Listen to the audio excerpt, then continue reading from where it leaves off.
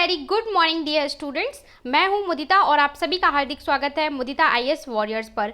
आज है ट्यूसडे 25 अगस्त 2020 और हम करने वाले हैं वर्कशीट नंबर 22 सोशल स्टडीज़ की हिंदी मीडियम क्लास 10th की।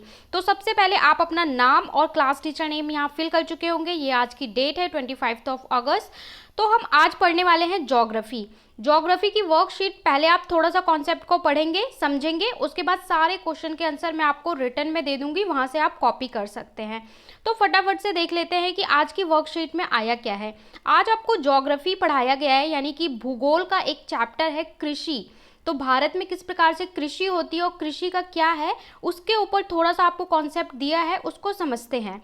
सबसे पहले यहाँ पे टेबल की फॉर्म में आपको दिखाया हुआ है प्रारंभिक जीविका निर्वाह कृषि, दूसरी गहन जीविका कृषि और तीसरी वाणिज्यिक कृषि। 3 प्रकार की कृषि है, ठीक है, उसकी तुलना की गई है, उसको थोड़ा सा समझ लेते हैं। सबसे पहले बात करते हैं प्रारंभिक जीवन निर्वाह कृषि। जीवन निर्वाह जैसे कि इसके नाम से ही पता चल रहा है, वो कृषि जो जीवन निर्वाह के लिए की जाती है, मतलब अपना जीवन चलाने के लिए की जाती है। आपने देखा होगा छोटे किसान हैं, ये सबके गांव में ऐसा होता है कि कुछ जमीन होती है जहाँ पर खेती करते हैं और उससे जो फसल आती है उससे वो लोग क्या करते हैं, खाते हैं, पूरे साल भर खाते हैं, मतलब अपने जीवन निर्वाह के लिए कृषि करते हैं। तो ये कृषि कैसी होती है, ये भूमि के छोटे टुकड़े पर की जाती है, मतलब सबकी एक कुछ अपनी जमीनें होती हैं उन पर की जाती है। दूसरी है गहन कृषि। गहन कृषि कैसी होती है, ये बड़े फार्म पर की जाती है, मतलब एक बड़े एरिया में, जैसे आपने देखा होगा फार्म पे पर्टिकुलर सब्जियां उगाई जाती हैं, कोई फसल उगाई जाती है, तो ये क्या होती है, गहन जीविका कृषि। गहन कृषि ऐसे भी समझ सकते हैं कि एक ही जमीन पर कई तरह की फसलें उगाई जाती हैं, इसलिए इसे सघन कृषि या गहन कृषि भी कहा जाता है। आपने देखा होगा एक फार्म हाउस होते हैं, वहाँ पे ककड़ी, खीरे, बहुत सारी तरह की फसलें उगाई जाती हैं, ठीक है, और एक फसल के बाद दूसरी उगाई जाती है, तो ये क्या होती है, गहन कृषि। तीसरी प्रकार की होती हैं, इस प्रकार की कृषि में उच्च उत्पादकता प्राप्त करने वाले आधुनिक बीजों, कीटनाशकों, रासायनिक उर्वरकों का प्रयोग किया जाता है। तीसरा होता है वाणिज्यिक यानी कमर्शियल। वो खेती की जाती है जिनका क्या करना है, व्यापार करना है, बिजनेस करना है, ठीक है, और उससे प्रोडक्ट्स बनाने हैं, उसको सप्लाई करना है। तो ऐसी कृषि क्या होती है, बहुत बड़े स्तर पर की जाती है। इसमें आधुनिक चीज़ों का और आधुनिक बीजों का इस्तेमाल होता है, मतलब हम ऐसे बीज इस्तेमाल करते हैं, ऐसे फर्टिलाइजर्स इस्तेमाल करते हैं जिससे ज़्यादा फसल हो। कीटनाशक यानी कीटनाशकों का, कीड़ों को मारने के लिए दवाइयों का उपयोग होता है। रासायनिक उर्वरकों का भी प्रयोग होता है। तो ये बेसिक डिफरेंस है जो आप समझ गए होंगे।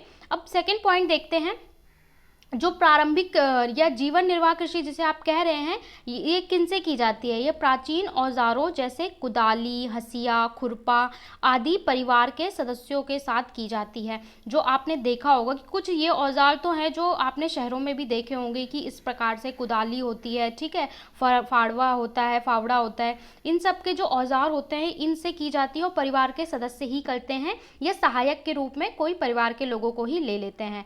जबकि हम अगर गहन कृषि की बात करें तो गहन कृषि में क्या होता है, इसमें आधुनिक मशीनों का इस्तेमाल होता है, उच्च उत्पादकता वाले बीज का इस्तेमाल होता है, रासायनिक खाद, कीटनाशक आदि का प्रयोग किया जाता है। और अब वाणिज्यिक की बात करें तो इसमें रोपण कृषि की प्रकार वाणिज्यिक कृषि है, मतलब रोपण कृषि का एक प्रकार है क्या, वाणिज्यिक कृषि, ठीक है, रोपण कृषि का ही एक टाइप है ये वाणिज्यिक कृषि।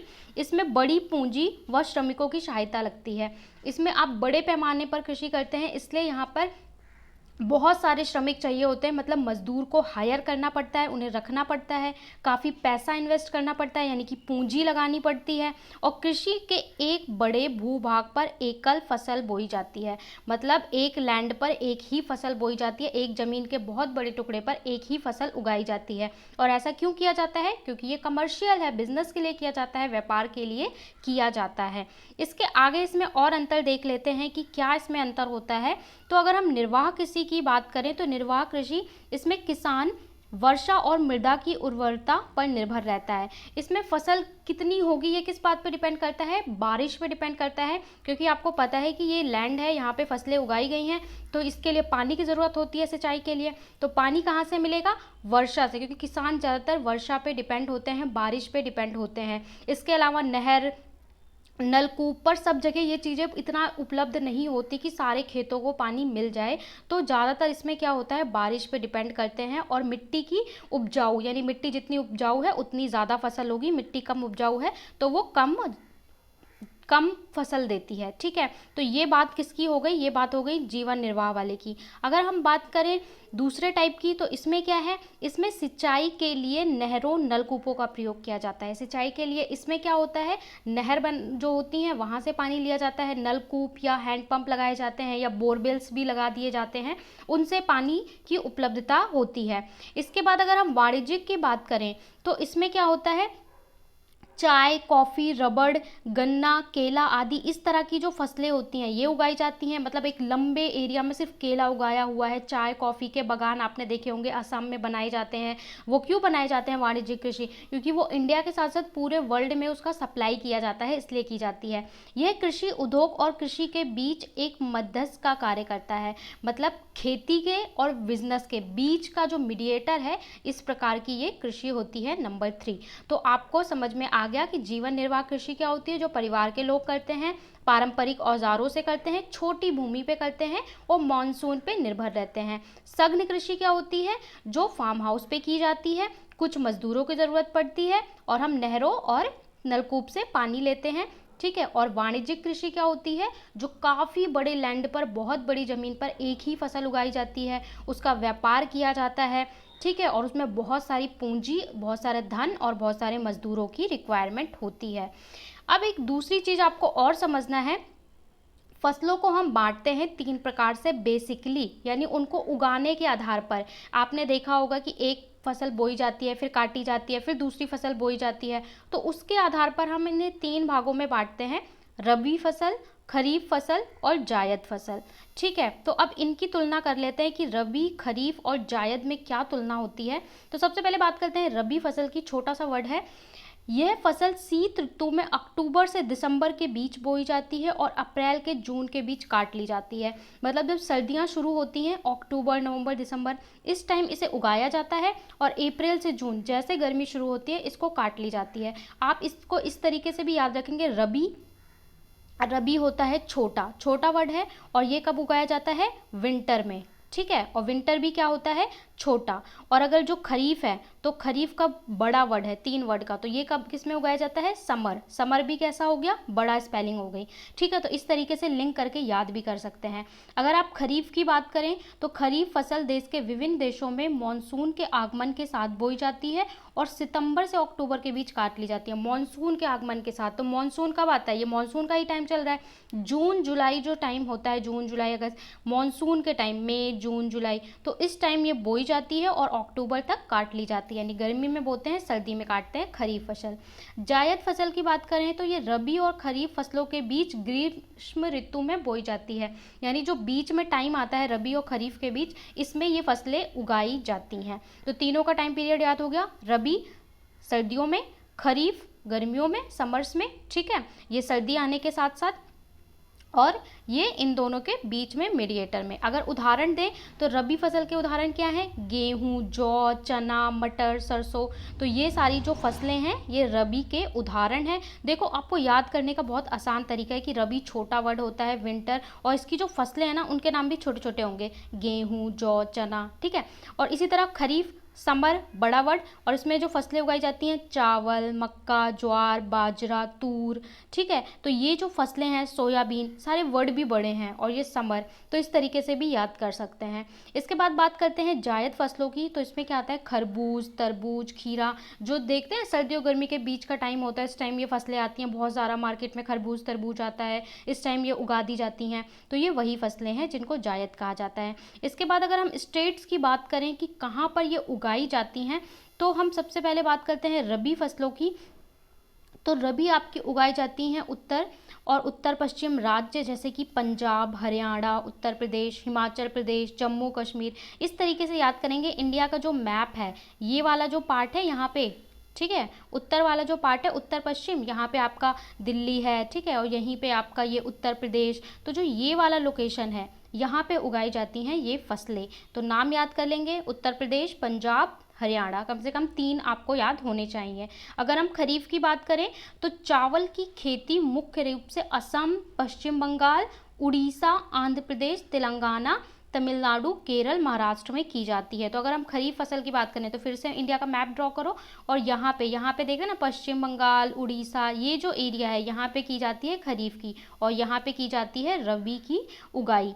तो इसमें से भी आपको 2 याद करना है। अब फटाफट से क्वेश्चन देख लेते हैं, उसके बाद सारे आंसर डिस्कस करते हैं क्वेश्चन आंसर के साथ। सबसे पहले प्रश्न पूछा है कि अपने घरों में उपयोग की जाने वाली प्रमुख रबी, खरीफ और जायद फसलों की सूची बनाइए। आपने अपने घरों में देखा होगा, उसमें से उन वस्तुओं को बताओ जो रबी, खरीफ या जायद फसलों से आती हैं। दूसरे में पूछा है अपने घरों में उपयोग की जाने वाली रोपड़ कृषि से संबंधित किन्हीं 3 प्रकार के नाम बताने हैं फसलों के जो रोपड़ कृषि से संबंधित हो। थर्ड में आपको बताना है गहन कृषि की प्रमुख विशेषताएं, जो गहन कृषि है उसकी क्या विशेषताएं होती हैं। और फोर्थ में बताना है कि भारत में खेती एक जुआ है, मतलब क्या है, सट्टेबाजी है भारत में खेती करना। क्या आप इस बात से सहमत हैं? अगर सहमत हैं तो उसके लिए आप तर्क दीजिए। तो चलते हैं हमारे पहले क्वेश्चन की तरफ। पहला ये आपका क्वेश्चन है, मैं इसको बता भी देती हूँ, समझा भी देती हूँ और आंसर का आप स्क्रीनशॉट भी ले सकते हैं और सारे आंसर्स मैं टेलीग्राम पे शेयर कर देती हूँ, तो वहाँ से जाकर भी लिख सकते हैं और आगे एग्जाम के लिए स्टोर करके रख सकते हैं, क्योंकि इन्हीं से प्रश्न पूछे जाएंगे एग्जाम में। तो पहला प्रश्न है, अपने घरों में प्रयोग की जाने वाली प्रमुख रबी, खरीफ और जायद फसलों की सूची बनाइए। तो इस तरीके से आप टेबल बना लो, याद करना आसान होगा और समझना भी आसान होगा। सबसे पहले रबी फसल, फिर खरीफ फसल, फिर जायद फसल। तो रबी में कौन कौन सी आती है? गेहूं, तो आपके घर में आटा होता है ना, तो वो गेहूं से बनता है। जौ, चना, सब लोग चने खाते हैं, काले चने, भुने चने, ठीक है, सबके घर में होता है। इसके अलावा क्या होता है? सरसों, सरसों से क्या बनता है? तेल, जिससे आप खाना बनाते हो। बरसीम, आलू, आलू तो सबके ही घर में होता है। तो ये हो गई आपकी रबी फसलें। खरीफ में आ गया चावल, मक्का, ठीक है, जो आप कॉर्न खाते हो। इसके अलावा ज्वार, उसके अलावा बाजरा, मूंग, ये दाल होती है। उड़द, ये भी दाल होती है। कपास, ठीक है, मूंगफली और सोयाबीन, सोयाबीन का ऑयल भी यूज़ करते हैं घरों में। जायद फसलों में क्या आ गया? खीरा, सैलेड में आप खीरा खाते हैं। खरबूज, तरबूज, इसके अलावा ककड़ी, लौकी, तुरई, अरबी, ये जो सब्जियां हैं ये सारी भी क्या है? जायद फसलों में है। जब एक फसल उगती है दूसरी काट ली जाती है, उसके बीच का जो टाइम है तब ये फसलें उगाई जाती हैं, सब्जियां उगाई जाती हैं। तो इसका आप स्क्रीनशॉट ले सकते हैं। चलते हैं हम नेक्स्ट क्वेश्चन की तरफ। नेक्स्ट क्वेश्चन नंबर 2 में पूछा है, अपने घरों में प्रयोग की जाने वाली रोपण कृषि से संबंधित किन्हीं 3 फसलों के नाम बताइए। रोपण कृषि से संबंधित किसी 3 फसलों के नाम बताइए। तो रोपण कृषि कौन सी होती है? जो वाणिज्यिक कृषि होती हैं उसी का ही रोपण कृषि, उसी का प्रकार है। मैंने बताया ना बिजनेस के लिए की जाती हैं। तो उसमें क्या क्या आता है? चाय, कॉफ़ी, गन्ना और केला। तो इसमें से आप कोई भी 3 लिख सकते हैं, वैसे चारों भी याद कर लें तो अच्छा है। चाय, कॉफ़ी सबके घर में होता है, केला भी आप खाते हैं, ठीक है। तो ये हो गई इसकी फसलें। फिर प्रश्न नंबर 3 था, गहन कृषि की प्रमुख विशेषताएं लिखिए। तो आप पहले ये समझ लें कि जो गहन कृषि है कई बार इसको सघन कृषि भी कहा जाता है, ऐसे भी लिखा होगा तो उसका मतलब यही होगा, सघन कृषि या गहन कृषि दोनों कहा जाता है। तो गहन कृषि की प्रमुख विशेषताएं निम्नलिखित हैं, इस तरीके से लिखेंगे। ये बड़े फार्म पर की जाती है, एक बड़े लैंड पर की जाती है। इसमें आधुनिक मशीनों, उच्च उत्पादकता वाले बीजों, रासायनिक खाद व कीटनाशक आदि का उपयोग किया जाता है, ठीक है, दवाइयों का और जितने फर्टिलाइजर्स हैं इनका इस्तेमाल किया जाता है। इसमें सिंचाई के लिए नहरों और नलकूपों का प्रयोग किया जाता है। और 4th पॉइंट है, इसमें एक ही भूमि पर वर्ष में कई बार फसलें बोई जाती हैं, मतलब ऐसा होता है, इसीलिए इसको गहन कृषि कहा जाता है। गहन, सघन मतलब कम पार्ट में ज़्यादा फसलें उगाई जाती हैं, छोटे लैंड पे ज़्यादा फसलें उगाई जाती हैं, क्योंकि एक ही साल में कई फसलें उगाई जाती हैं। सब्जियां आपने देखा है जल्दी से तैयार हो जाती हैं, फिर वहाँ पे दूसरी सब्जी या दूसरी फसल उगा दी जाती है। तो ये गहन कृषि की विशेषताएँ हैं, इसका भी स्क्रीनशॉट ले सकते हैं। फिर हम चलते हैं नेक्स्ट क्वेश्चन पे, जो आपको थोड़ा सोच के लिखना है और आपको इसके ऊपर सोचना है। तो सबसे पहले ये बताइए कि भारत में खेती एक जुआ है। क्या भारत में खेती एक जुआ, ये पूछ रहे हैं, सट्टेबाजी है? क्या आप इस बात से सहमत हैं? अगर सहमत हैं तो तर्क दीजिए। अब इसको थोड़ा थोड़ा ध्यान से समझिए। भारत में खेती एक जुआ है, हम इस बात पर पूर्णतः सहमत हैं। पहले आप इस तरीके से लिखेंगे कि हाँ, भारत में खेती जुआ है, इस बात से सहमत हैं। क्यों सहमत हैं? उसके निम्नलिखित कारण हैं। क्या कारण है? भारत में अधिकतर कृषि मॉनसून पर आधारित होती है तथा मॉनसून की अनिश्चितता के कारण कई बार फसलें बर्बाद हो जाती हैं। तो क्या होता है कि बहुत सारे किसान हैं, ठीक है, 40 to 50 या 60% ऐसे किसान होते हैं जो अपनी फसलों की सिंचाई के लिए किस पे डिपेंड होते हैं? वो डिपेंड होते हैं बारिश पे। और बारिश नहीं होती तो क्या होता है, या जितनी बारिश की रिक्वायरमेंट है उतनी नहीं होती तो क्या होता है, फसलें खराब हो जाती हैं, या फिर आधी फसल से ज़्यादा खराब हो जाती है। तो जितना उन्होंने लगाया था वो भी उनको नहीं मिल पाता, मतलब बीज और जितनी मेहनत की थी वो भी पैसे उनको नहीं मिल पाते। तो ये क्या हो गया, जुए की तरह ही हो गया, जितना उन्होंने चला वो भी हार गए। इसके बाद दूसरा कारण ये है कि फसलों की बाजार में सही कीमत ना मिलने के कारण कई बार क्या होता है, किसान ऋण के बोझ तले दब जाते हैं। यहाँ पे आपको कारण करना है, ठीक है, मिलने के कारण कई बार किसान ऋण के बोझ तले दब जाते हैं। तो क्या होता है कि कई बार किसान ने अच्छी फसल उगा ली, बारिश भी अच्छी हो गई, अब वो गया बेचने के लिए बाजार में। जब बाजार में बेचने के लिए गया तो वहाँ पे सामंत क्या होते हैं, बहुत कम कीमत दे रहे हैं। अब उतनी कीमत दे रहे हैं कि जितनी उसने उगाने में लग गई उससे भी कम कीमत दे रहे हैं। तो क्या होगा, ये तो उसको और ज़्यादा नुकसान हो गया, उसे ले जाने में खर्चा लगा, उगाने में खर्चा लगा, ठीक है, तो वो क्या हो गया, उससे बहुत ज़्यादा लॉस होता है। इसके बाद कई प्रकार के कीटों के हमले से कई बार क्या होता है, बड़ी खड़ी हुई फसलें भी क्या हो जाती हैं, बर्बाद हो जाती हैं। इसका उदाहरण आप देख सकते हैं, टिड्डियों का हमला, जो आपने आजकल बहुत देखा होगा कि पता ही नहीं होता किसान को कि ऐसा कुछ भी होने वाला होता है, अचानक टिड्डी या इस प्रकार के किसी जानवर का हमला हो जाए और पूरी फसल बर्बाद हो जाती है। तो इस तरीके से भारत में जो खेती है वो एक सट्टे की तरह है। तो इसका भी स्क्रीनशॉट ले सकते हैं, यहाँ पे कारण लिखना है, उसे मैं ठीक कर दूंगी, ठीक है। इसके बाद सारे आंसर यहाँ पे कंप्लीट हो गए हैं। तो वर्कशीट नंबर 22 हमने सॉल्व कर ली है। अगर आपका कोई भी कन्फ्यूज़न या डाउट हो तो वो कमेंट बॉक्स में कमेंट करके पूछ सकते हैं।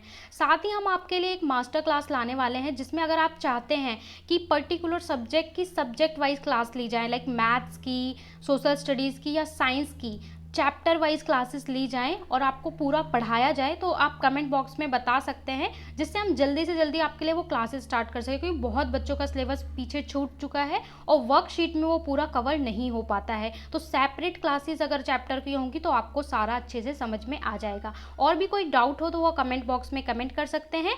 साथ में जितने भी हम बनाते हैं वीडियो, इसका सॉल्यूशन टेलीग्राम पे डाल दिया जाता है, मुदिता IAS वॉरियर्स करके आप टेलीग्राम पे ज्वाइन कर लें, सर्च करके, वहाँ से सारे मिल जाएंगे। और उसके बाद हम क्या करेंगे, पूरे वीक का जो PDF होता है उसे कंबाइन करके वहाँ शेयर कर देंगे, तो आप उसे डाउनलोड करके सेव करके रख सकते हैं एग्ज़ाम के लिए। Thank you so much for watching guys.